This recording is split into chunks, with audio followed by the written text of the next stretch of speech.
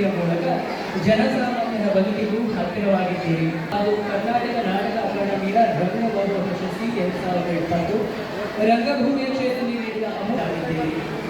ಶ್ರೀ ಅವರು ಮಾಡುವ ದೇವದುಷ್ಟ 2025 ಪ್ರಶಸ್ತಿಗೆ ನೀವು Shrimati doctor Rama R Iyer, founder managing partner Ayana leader.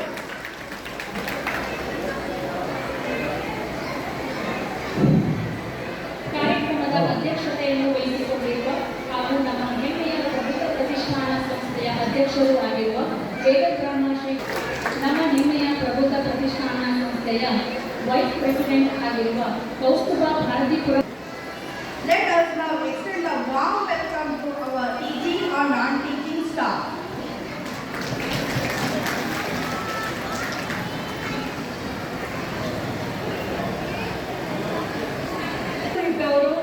ನಮ್ಮ ಕೋರಿಕೆ ಮೇರೆಗೆ ಅವರಿಗೆ ಎಷ್ಟು ಕೆಲಸ ಗೊತ್ತಿಲ್ಲ, ಇಷ್ಟು ಕಾಲ ಸರಿದಿದೆ. ಇಷ್ಟೊತ್ತಿಗೆ ಸಭಾ ಕಾರ್ಯ ಮುಗಿಬೇಕಿತ್ತು. ನಾವೀಗ ಕಾರ್ಯಕ್ರಮದ ಮುಖ್ಯ ಕೇಂದ್ರ ಬಿಂದುಗೆ ಬರ್ತಾ ಇದ್ದೀವಿ. ನಮ್ಮ ಪ್ರಬುದ್ಧ ಹೆಚ್ಚಿನ ರಂಗಕರ್ಮಿಗಳು, ನಟರು, ಸಾಹಿತಿಗಳು ನೀವೆಲ್ಲ ಕೇಳಿರ್ತೀರ ಸೇವೆ ಮಾತು ಅಂತ. ಅದೆಷ್ಟು ಪ್ರಸಿದ್ಧವಾಗಿದೆ ಅಂತಂದರೆ ನಾವೆಲ್ಲ ಅವರನ್ನು ಕೇಳಿಸಿಕೊಂಡು ವ್ಯಕ್ತಿತ್ವವನ್ನು ರೂಪಿಸಿಕೊಂಡವರು ನಮ್ಮ ಕಿಂಚಿತ್ ಸಣ್ಣ ಕಾಣಿಕೆಯನ್ನು ಅರ್ಪಿಸಬೇಕಂತ ಕೇಳ್ತಾರೆ.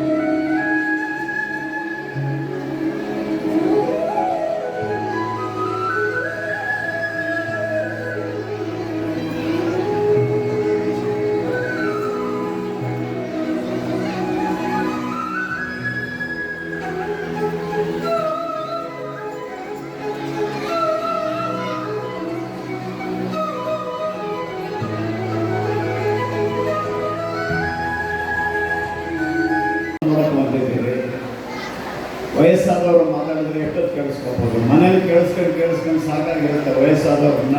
ಅವ್ರನ್ನ ಮನೆಯಲ್ಲಿ ನೆಮ್ಮದಿಯಾಗಿ ಬಿಟ್ಟು ಇಲ್ಲಿ ಬಂದು ಕೂತ್ರೆ ಮತ್ತೆ ವಯಸ್ಸಾದವ್ರನ್ನ ಶುರು ಮಾಡಿದ್ರೆ ಮಾತು ಕೇಳೋದು ಭಾಳ ಕಷ್ಟ ಆಗುತ್ತೆ. ಬಟ್ ಎನಿವೆ ಒಂದಿದೆ, ನಮಗಿಂತ ಜ್ಞಾನ ಸರಿಯಾಗಿದ್ದಾಗಲೇ ಯಾರಾದರೂ ಸನ್ಮಾನ ಮಾಡ್ತಾ ಇದ್ದಾರೆ. ಸಾಮಾನ್ಯವಾಗಿ ಸನ್ಮಾನ ಮಾಡೋದಕ್ಕೆ ಪ್ರಪಂಚ ಗುರುತಿಸೋಷ್ಟೊತ್ತಿಗೆ ಏನಾಗ್ತದೆ ಅಂತ ನಮಗೆ ಗೊತ್ತಾಗೋ ವಯಸ್ಸು ಆಗೋಗ್ಬಿಟ್ಟಿರುತ್ತೆ. ಯಾರನ್ನ ಹಿಡ್ಕೊಂಡು ಕೂರಿಸ್ಬೇಕು, ಹಾರ ಹಾಕಿ ಯಾಕೆ ಏನೋ ಅರ್ಥ ಆಗಲ್ಲ. ನನಗಿನ್ನೂ ಸೆನ್ಸಸ್ ಇದ್ದಾಗಲೇ ಅಲ್ಲಿ ಹಾರ ಹಾಕ್ತಾ ಇದೆ. ಯೋಗ್ಯತೆ ಎಷ್ಟಿದೆ ಅಷ್ಟು ಗೊತ್ತಿಲ್ಲ. ಬಟ್ ಒಂದು, ಈ ಜಾಗದಲ್ಲಿ ಸಾಕಷ್ಟು ಸಾರಿ ನಾನು ಓಡಾಡಿದ್ದೀನಿ. ಮೈಸೂರಲ್ಲಿ ಆದಾಯ ತೆರಿಗೆ ಇಲಾಖೆಯಲ್ಲಿದ್ದೆ. ಆವಾಗ ಸುಮಾರು ಸಾರಿ ಈ ರಸ್ತೆಯಲ್ಲೇ ಓಡಾಡಿದ್ದೇನೆ.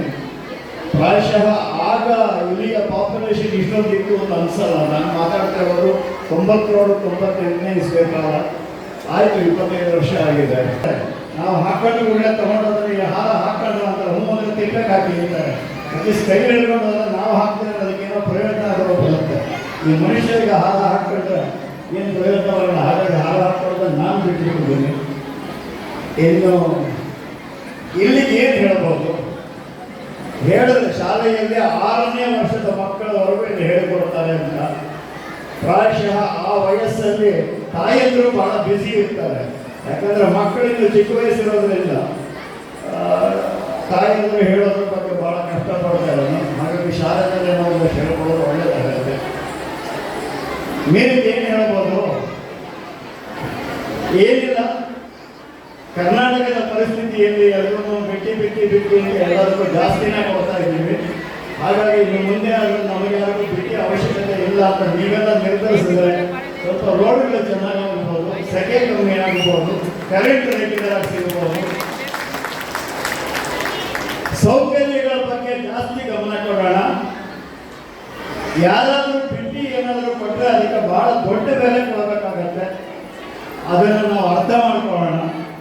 ಮಕ್ಕಳ ಎದುರಿಗೆ ಅದನ್ನು ಡಿಸ್ಕಸ್ ಮಾಡಿ ಮಕ್ಕಳಿಗೆ ಈಗಲೇ ಎಲ್ಲ ಬಿಟ್ಟು ಕೊಡ್ತಾರೆ ಅನ್ನೋ ಭಾವ ಕೊಡೋದು ಬೇಡ.